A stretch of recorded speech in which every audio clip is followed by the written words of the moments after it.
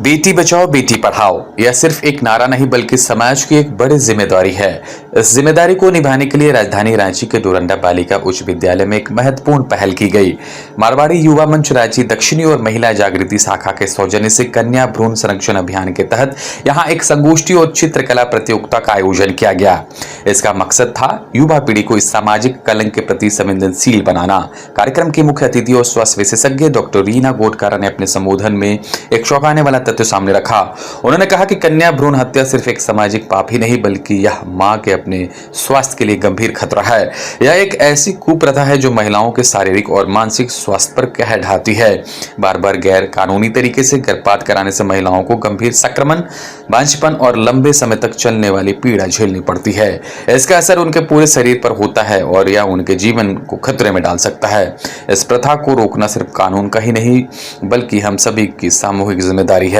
तो सबसे पहले मैं बहुत बहुत शुभकामनाएं देना चाहूंगी मारवाड़ी युवा मंच को कि ये जो कन्या भ्रूण हत्या ये जो टॉपिक है इसको डिजाइन करने के लिए आपने देखा होगा कि यहाँ विशिष्ट अतिथि के तौर पर इन्होंने 3 मेंबर्स को चुना, एक डॉक्टर, एक थाना प्रभारी और एक महाधिवक्ता। इसके पीछे एक लक्ष्य मतलब इसके पीछे एक एम है, ये ऐसे ही नहीं सजाया गया इस चीज को। कन्या भ्रूण हत्या आप सभी मेरी जो बच्चियां सामने बैठी हैं, मेरी भी 2 बेटियां हैं और जब भी मैं क्योंकि ये ऐसा कन्या भ्रूण हत्या से आप लोगों को कुछ जरूर समझ में आ रहा होगा कि ये एक थोड़ा सा नेगेटिविटी की तरफ जाता है और ये बहुत सेंसिटिव टॉपिक है। तभी इस तरह के टॉपिक में अपने बच्चों को भी बात करती हूँ, अपनी बेटियों को, तो थोड़ा समझ के हमें समझाना पड़ता है कि उसका गलत मतलब ना निकालें, क्योंकि ये ऐसा भ्रूण हत्या तो आप लोग सब किशोरावस्था में, आप लोग कोई अभी एडल्ट नहीं हुए हैं, तो कुछ चीजों को संयम रखते हुए मैं कोशिश करूंगी कि आप लोगों में समझा सकूं। और ये समझना बहुत जरूरी है और समझना जरूरी है और साथ में मुझे इसलिए थोड़ी सी दिक्कत हो रही है, आप सब छोटे किशोरावस्था में, क्योंकि आप सभी जो बच्चे हैं ना वो एक कच्चे मिट्टी की तरह होते हैं। हम उनको जैसा आकार देंगे उसी आकार में आप बनेंगे। आप सब आज एक भविष्य निर्माण के स्टेज में हैं। आज आप यहाँ से बहुत अच्छे से आप लोग पढ़ाई कर रहे हैं, मैडम लोग आप लोगों को बहुत योगदान दे रही हैं। आप लोग सब बढ़िए, अच्छा करिए, अपने कैरियर में अच्छा करेंगे। और कल जो कन्या भ्रूण हत्या, हम सारी महिलाएं एक टाइम ऐसा आएगा कि हमें इस चीज से हमारा सामना होगा, कन्या भ्रूण हत्या। अभी शायद आपको लगे कि ये पता नहीं क्या चीजें हैं, बट फिर भी मेरे को लगता है कि चूंकि हमारे बच्चे अभी आप लोग बहुत स्मार्ट है, ये ना समझती, क्योंकि मेरी दोनों बेटियां भी मुझे बहुत सारी चीजें हैं जो समझाती है और यदि आप नहीं समझ रहे होते तो शायद आप लोग पेंटिंग और इस कंपटीशन में भाग नहीं ले पाते। और आप लोगों ने जैसे बहुत अच्छा पिक्चर्स बनाए हैं, मैंने देखा नहीं है, बट आप सबको जो भी आप लोग विनर रहे होंगे सबको मेरी तरफ से बहुत बहुत शुभकामनाएं। सबसे पहले तो मैं ये बताना चाहूंगी कि कन्या भ्रूण हत्या, हमारे समाज में 2 लोग हैं बेटा, एक महिला और एक पुरुष। हमारे भारत में ना पितृसत्तात्मकता एक समाज है जहां पे पितृसत्तात्मकता आप समझ रही हैं, आप लोग समझ रहे हैं तो हाथ उठाइए, यदि कोई दिक्कत हो गई तो मतलब नहीं समझ पा रहे तो आप हाथ उठा सकती है, क्योंकि इसको समझना जरूरी है। हमारी पितृसत्तात्मक समाज जो है, इसमें जैसे हमारी शादी होती है तो हम जो भी चीज का, हमारे काम का, हम बाहर हमें जाना नहीं जाना है, लड़कियों को कितना पढ़ने देना है, ये हमारे घर में जितने मेल पर्सन होते हैं उनके ऊपर जिम्मेदारी होती है कि किस बच्चों को हमें पढ़ाना है, किस बच्चों को हमें नहीं पढ़ाना। इस तरह के बहुत सारे ऐसे पॉइंट्स आते हैं जहाँ पे परिवार को ये सोचना पड़ता है।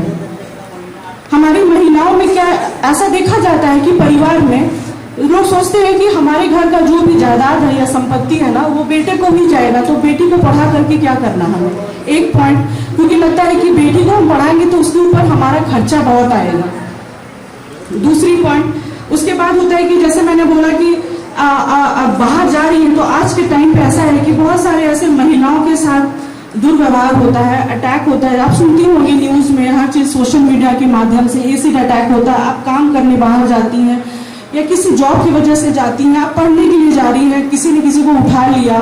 बहुत बार परिवार में भी दुश्मनी होती है तो बेटियों पर अटैक होता है। इसलिए कुछ ऐसे निर्णय होते हैं जहाँ पे परिवार ये सोचता है कि हमें बेटी को बाहर नहीं करना है, और बहुत लोग सोचते हैं कि अब मुझे पढ़ाना है बेटा और बेटी में, तो वो डिसीजन लेते हैं कि बेटा को मुझे आगे बढ़ाना है क्योंकि बेटी तो दूसरे घर जाएगी। ये सत्य है और इस चीज को मतलब ये बिटर ट्रूथ है कह सकते हैं, ये बहुत कड़वा सत्य है, लेकिन यही होता है जनरली जिसकी वजह से कन्या भ्रूण हत्या जैसी हम लोग जघन्य अपराध कर बैठते हैं। और यहाँ पे जैसे मैं डॉक्टर हूँ तो मेरा क्या रोल है यहाँ पे, जैसे मैंने बताया कि इन्होंने बहुत अच्छे से डिजाइन किया, जो गेस्ट हैं बहुत अच्छे से डिजाइन किया। तो अक्सर क्या होता है कि जैसे कि हमारे पास गर्भवती महिलाएं आती है, ये सिर्फ मैं जानकारी के लिए दे रही हूँ क्योंकि कल को आप भी इसमें से कोई डॉक्टर, इंजीनियर और अलग अलग पेशे में आप जाएंगी तो मैंने बोला सामना होगा ही। तो मुझे भी जैसे मैं एक लेडी डॉक्टर हूँ तो मेरे पास बहुत सारी गर्भवती महिलाएं आती है और सारी जो घर की जो प्रॉब्लम्स होती हैं हमारे ही बीच के मम्मी, किसी के पापा, कोई अंकल या परिवार के कोई भी सदस्य आ करके हम डॉक्टर्स को ही कहते हैं कि आप अल्ट्रासाउंड में बता सकते हैं कि लड़का है या लड़की है। वैसे मैं बस इतना बताती हूँ कि हम लोग को क्या होता है कि जब भी गर्भवती महिलाएं आती है तो हमें 5 बार स्कैन करना पड़ता है, 5 टाइम्स हम लोग अल्ट्रासाउंड करते हैं, बट उसका मतलब उसका इंडिकेशंस अलग अलग होता है। हर अलग अलग टाइम पे हम एक अलग अलग चीजों को देखने के लिए करते हैं, बट कभी भी हमें ये बताना नहीं है, मतलब ये यदि हम बता रहे हैं तो मैं एक जघन्य अपराध कर रही हूँ। यदि मैं ये बता रही हूँ तो मैं एक जीव को मार रही हूँ, क्योंकि मैंने बताया लेकिन किसी ने उसको मारा, मतलब हम सब इसके एक तरह से एक जिम्मेदार बनते हैं। और मैं ये नहीं कहूंगी कि ये नहीं हो रहा है, क्योंकि ये होता है। ऐसे लोग आते हैं, बोलते हैं कि घर में बहुत ज्यादा संपत्ति है तो यदि एक बेटा हो जाता है ना तो अच्छा होता। आज सबके चेहरे और किसी के आप रंग से और रूप से आप नहीं पहचान सकते, बट हमारे ही बीच में सारे बैठे हुए लोग हैं जो इस तरह की चीजें करते हैं। तो आपको भी ऐसा वक्त आएगा जब आपको ये चीज करना पड़ेगा, तो उस टाइम आपको ये खड़ा होना, क्यों इसको रोकना जरूरी है ये समझना हम लोगों के लिए बहुत ही इंपॉर्टेंट है। अभी जैसे कि मान लीजिए सपोज मैंने किसी का देख करके कुछ बताया, हम बताते नहीं है जनरली, क्योंकि बताना तब पड़ता है बेटा क्योंकि जब कुछ बीमारियां ऐसी होती हैं जो कि पुरुष बच्चे को होती है, मेल बच्चे को होती है, कुछ बीमारियां फीमेल बच्चे को होती हैं, तो उस केस में हमें थोड़ा सा डिस्क्लोज करना पड़ता है कि ऐसी बीमारी है, इस वजह से मैं आपको बता रही हूँ। अदरवाइज हमें ये बताना है ही नहीं, क्योंकि जैसे मैडम लोगों ने और अधिवक्ता मैडम ने और प्रिंसिपल मैडम ने बताया, अब एक ड्राइंग के बारे में डिस्कशन किया कि जब लड़कियां ही नहीं रहेगी, when she is not will be there, how the he can be there, जब शी नहीं रहेगी तो ही कहां से आएगा, है ना। तो यही एक समझना है। और सपोज यदि मैंने डिटेक्ट किया कि मैंने किसी को देख करके बता दिया कि ये लड़का है या लड़की है, और अब जाकर के क्या होता है कि सपोज किसी के घर में लड़की बच्ची पड़ रही है तो वो जाकर के बच्चा खराब करवाती है, उसमें बहुत लोगों की जान जाती है, तब आता है पुलिस का केस। जब किसी मरीज की जान जाती है और जब वो न्याय के लिए जाता है तब अधिवक्ता मैडम के पास ऐसे लोग जाते हैं। तो इसीलिए इसलिए मैंने बताया कि इसको बहुत अच्छे से इन्होंने डिजाइन, इसको फ्रेम किया। तो अब बात यह है कि हमें इसको किसी भी तरह से रोकना है। अब हम ही जागरूक होंगे, हमारे ऊपर बहुत सारा प्रेशर आएगा, हमारे पास भी आते हैं। तो मैं यही कहती हूँ कि मैं नहीं जानती, मैं अल्ट्रासाउंड में सब चीज आपको बता दूंगी कि बच्चे का ग्रोथ कैसा है, बच्चा कैसा अच्छा है, पेट में क्या सिचुएशन है नहीं है, लेकिन मैं ये चीज मैंने सीखा ही नहीं है। तो आपको भी कहीं ना कहीं स्टैंड करना पड़ेगा एक टाइम, जब आपके ऊपर प्रेशर आएगा। बहुत तरह की इस तरह से सामाजिक घरेलू प्रेशर आते हैं जिसपे इस तरह से मजबूर किया जाता है लोगों को, लेकिन उसकी शिकार महिलाएं ही होती है, क्योंकि जान आपकी जाती है, हमारी जाती है। तो कहीं ना कहीं से हमें भी ये चीज हमें रोकना है, कहीं ना कहीं से मुझे ये काम नहीं करना और मुझे दूसरों को भी समझाना है कि ये काम नहीं करना। और यदि मैं करती हूँ तो उसके लिए पुलिस मैडम है, उसके लिए न्याय के लिए, सबको न्याय दिलाने के लिए अधिवक्ता मैडम है। तो अब मैं ये बात कहना चाहूंगी आगे कि हमारे भारत में कितने % पुरुष होंगे? 52 से 55% पुरुष होंगे, उसके बाकी के परसेंटेज महिलाएं हैं। तो सिर्फ पुरुष ही जो बाहर जाकर के काम कर रहे हैं, वो भारत के अर्थव्यवस्था में सिर्फ पुरुषों का योगदान नहीं है।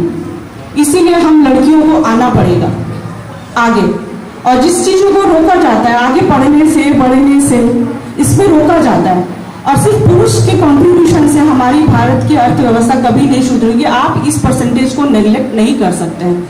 सरकार बहुत तरह से लैंगिक समानता और असमानता की बात करती है, तो लैंगिक समानता हम कैसे रोक सकते हैं? लैंगिक मतलब जो सेक्सुअल डिस्क्रिमिनेशन है, हमारा जो रेशियो है मेल एंड फीमेल का, हमको इसको किसी भी तरह से मेंटेन करना है। भाई कैसे?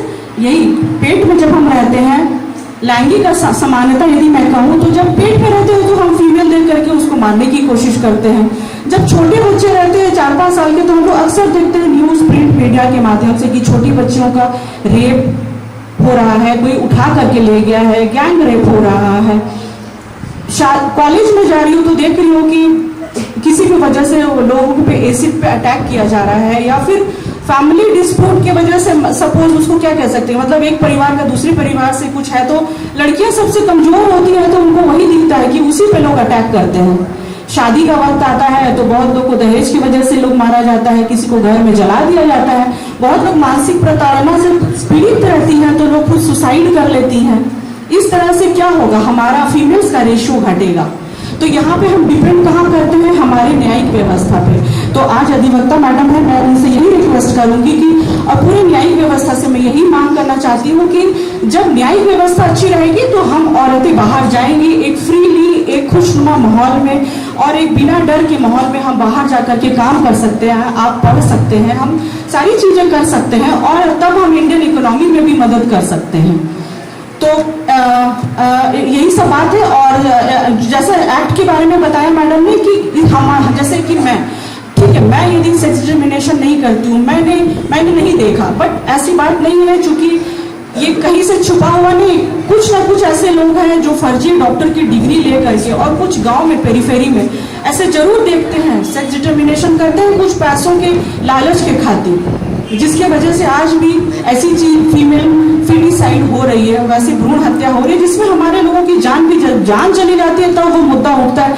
जैसे हमारे न्यूज वाले हैं, ये भी बताएंगे, ऐसी चीजों को ये उजागर करते हैं, तभी हम लोगों को पता चलता है। तो कहीं ना कहीं से है कि सबको एक सम्मिलित रूप से प्रयास करना पड़ेगा कि फीमेल फेटिसाइड को, कन्या भ्रूण हत्या को हमें रोकना होगा। हमें सब एक साथ मिल करके इसके लिए आवाज उठानी पड़ेगी। न्याय के बारे में जैसे बताया, मेरा भी अल्ट्रासाउंड सेंटर है, जैसे कि हमारा अल्ट्रासाउंड सेंटर चूंकि पीसीपीएनडीटी एक्ट 1994 उसके तहत चलता है, और इसका जो कंट्रोल होता है हमारे जिला के डिस्ट्रिक्ट कमिश्नर के अंडर होता है, तो वो बहुत अच्छे से इसका संचालन करते हैं कि कैसे जो है सेक्स डिस्क्रिमिनेशन ना हो। इसके लिए बहुत कड़े रूप, इसमें बहुत काफी कड़े नियम हैं, और कभी मैं इस दौरान पकड़ी भी जाऊं तो ऐसे नॉन अवेलेबल वारंट होता है, कुछ सजा का प्रावधान होता है। ये इसलिए ताकि हम लोग इस चीज से बचे और ऐसी चीजों को करने से रोक सके, लिंगानुपात को मेंटेन कर सके, लैंगिक समानता के लिए हम लोग एक जस्टिस कर सके, और तभी हम एक आर्थिक जो हमारी अर्थव्यवस्था है भारत की, इस पे हम सभी का एक बराबर कंट्रीब्यूशन रहे। और इन्हीं चंद शब्दों के साथ मैं विदा लेना चाहूंगी। तो सबसे पहले सबसे बड़ा हथियार क्या है, हमें जानने के लिए, हमारे अवेयरनेस, हमारी जागरूकता के लिए सबसे बड़ा हथियार शिक्षा। बहुत बहुत बहुत अच्छा, शिक्षा। तो ये शिक्षा ही हमारा हथियार है जो हमें आगे इस तरह की समस्याओं से जूझने की शक्ति देगा, हमें जागरूक बनाएगा, है ना। तो इसलिए शिक्षा बहुत जरूरी है। अब आगे है कि हम अधिवक्ता हैं, तो सरकार ने भी बहुत सारी योजनाएं बनाई हैं जो हम नहीं जानते हैं। हमारा देश का कानून भी है जो हमारी रक्षा करेगा, हमारे अधिकारों की। इसलिए आपको ये जानना जरूरी है कि हमारे अधिकार क्या हैं, तभी तो आप आगे समझेंगे कि हाँ हमारे अधिकार क्या है। हमें ये बचाने के लिए पुलिस है, अधिवक्ता है, न्यायालय है। तो हमारा जो पीसीपीएनडी एक्ट है ना, इसका पूरा नाम है pre conception and pre natal diagnostic technique. ये एक्ट 1994 में आया था, बाद में इसका संशोधन हुआ 2023 में। हाँ, इससे हमारा बचाव होता है कि नारी भ्रूण हत्या, कन्या भ्रूण हत्या एक अपराध है जिसमें पेनल्टी भी है ना। और दूसरा एक और एक्ट है एमटीपीए एक्ट 1971, जिसका भी संशोधन हुआ है 2021 में। इसके अंदर भी है कि हमें सुरक्षा दी गई है कानून से, भारत की सरकार से। हम तो ये सब हम कैसे जानेंगे, जब हम सजग रहेंगे, जागरूक रहेंगे, और ये सब सारी चीजें आएंगी शिक्षा से। मैडम, आज जिस तरह से आपका स्कूल में बच्चियों के साथ एक जागरूकता अभियान के रूप में महिलावादी समाज लोग थे, बच्चियों के एक भ्रूण हत्या को लेकर कार्यशाला किया गया, क्या बोला था इसके लिए? हमारे विद्यालय में आज कन्या भ्रूण हत्या के संबंध में कार्यशाला का आयोजन किया गया, वह हमारे बच्चों के लिए काफ़ी हितकर है। हमारे विद्यालय में केवल लड़कियां पढ़ती है और 9-10 की लड़कियां अगर अभी से जागरूक हो जाएंगी इस विषय में, तो मैं समझती हूँ कि कन्या भ्रूण हत्या जो एक जटिल समस्या बनी हुई है, वो काफ़ी हद तक दूर करने में कामयाब होगा। कन्या भ्रूण हत्या को लेकर आज हमारे समाज में महिलाओं के प्रति काफ़ी दुर्व्यवहार हो रहा है। दहेज, कितनी महिलाएं जला दी जा रही हैं, कितनों के साथ यौन शोषण हो रहा है, बलात्कार वगैरह, जो भी नारी संबंधी घरेलू हिंसा, क्या जितना बताएं उतना ही कम है। ये सब प्रथा, ये सब सामाजिक बुराइयां तभी दूर होंगी जब हम लोग कन्या भ्रूण हत्या को रोकेंगे। और इसके लिए जो भी सरकारी प्रयास किया जा रहा है, उससे ज़्यादा जरूरी है सभी महिलाओं को जागरूक करना। हम सबको जागरूक होगा तभी ये दूर हो सकता है। कहे हम तो कहेंगे कि नारी निंदा ना करो, नारी गुण की खान, नारी बिन नर होत हैं ध्रुव प्रहलाद समान। यदि आज जननी ही नहीं रहेगी तो यह संसार कैसे रहेगा। इसलिए कन्या भ्रूण हत्या को हम सबको मिलकर दूर करना है। धन्यवाद। किस तरह से अगर देखा जाए मैडम, तो कहीं न कहीं महिलाएं इसका दोषी भी है और महिलाएं कहीं न कहीं इस चीज को आवाज उठाते हैं और कहीं न कहीं प्रताड़ित महिलाएं होती हैं। इसको कैसे देख रहे हैं? महिला की ही दुश्मन है और महिला ही आज जो इस तरह का दहेज प्रथा को लेकर जो हो रहा है, उसके कारण महिलाएं जो है इस कन्या भ्रूण हत्या पे थोड़ा मतलब इस पहले से ज्यादा देखा जा रहा है। लेकिन यदि हमारे देश में दहेज प्रथा को दूर किया जाएगा, शिक्षा का प्रचार किया जाएगा, तो यह धीरे धीरे कम हो जाएगा। इसमें सबको जागरूक होने की जरूरत है। अपना परिचय मैडम। मेरा नाम उपमा पाल, मैं श्री डोंडा बालिका उच्च विद्यालय में प्रधान अध्यापिका पद पर हूँ।